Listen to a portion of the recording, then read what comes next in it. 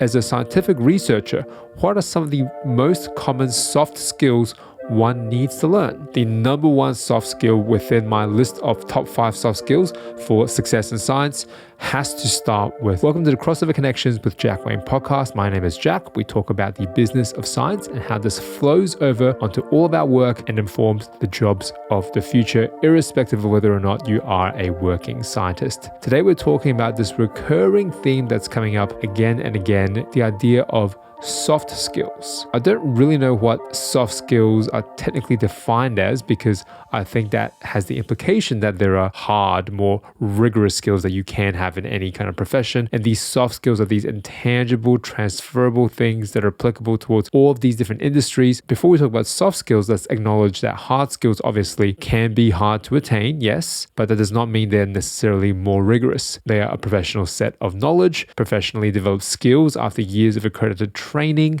These are discipline-based things that normally you learn by obtaining some type of qualification through a big institution like a university or a training provider. And these hard skills are increasingly being devalued by employers, because in a competitive hiring landscape, every person who's applied for a job probably meets that requirement of these hard skills. They've got the right degree, if they've got the right major, they've got the right amount of work experiences, but it's all of these other intangibles, these soft skills, these communication skills, these people skills that we need to foster in a culture that promotes growth and upper mobility, rather than just finding these people that are amazing on paper, but in a team environment, they are very difficult to work with. I think this mentality is actually a lot rarer in science than it should be, because science is still viewed in many areas as a solo individualistic effort, where it's an individual tortured genius working alone till the wee hours of the morning until a eureka moment hits and they make the breakthrough. But modern science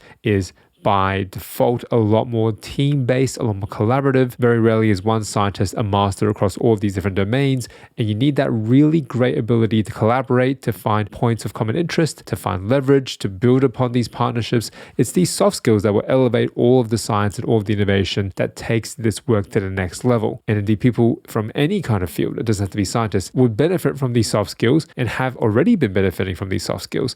I think scientists can take a leaf and take a page out of these other people's books and bolster our employability to really improve the softer side of our professional identity. And one of the great places to find this hive of brainstorming is either on Reddit or on Quora. As a scientific researcher, what are some of the most common soft skills one needs to learn? The thread is linked in the show notes below. What I found is most insightful is the broad range of soft skills that these people are identifying: presentation skills, time management, goal setting, report writing, personal impact, personal branding, learning to learn, memory, overcoming procrastination, decision-making, persuasion skills, communication skills, business networking. This is a long list of soft skills. And again, it can be very tempting to think this is all overwhelming. The hard skills are already so hard to learn. Now I've got to manage all of these soft skills that seem to have very imprecise measurements of how good a communicator you are. It's kind of a little bit difficult to measure. That's why soft skills are not really emphasized.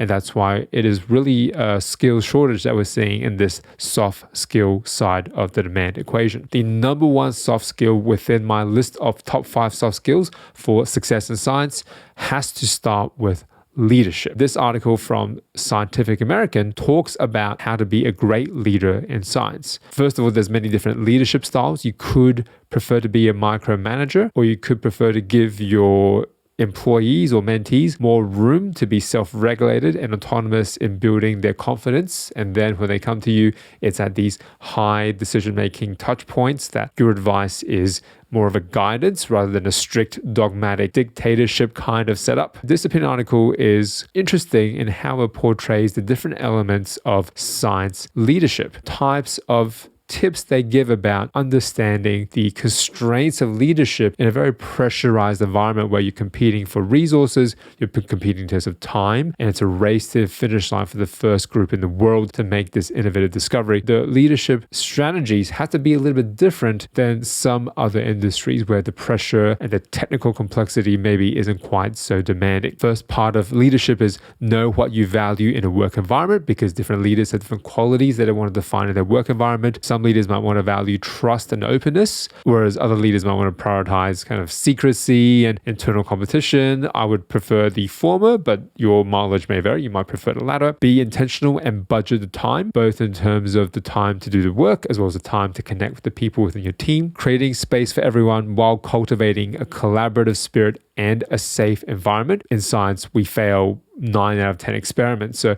if you're not fostering that environment, it can be very demotivating very quickly. And you might be selecting for individuals that might not be the best individuals to succeed under normal circumstances, but they could just potentially be the most difficult to work with others. So they could kind of push others out and do things their own way, more sociopathic, who knows? So you might be selecting for these traits that in the short term might be very productive, but in the long term won't build a sustainable team culture that is going to be set up to succeed for the long run. Leadership is a little amorphous. One person's version of leadership would very much not work in a different setting.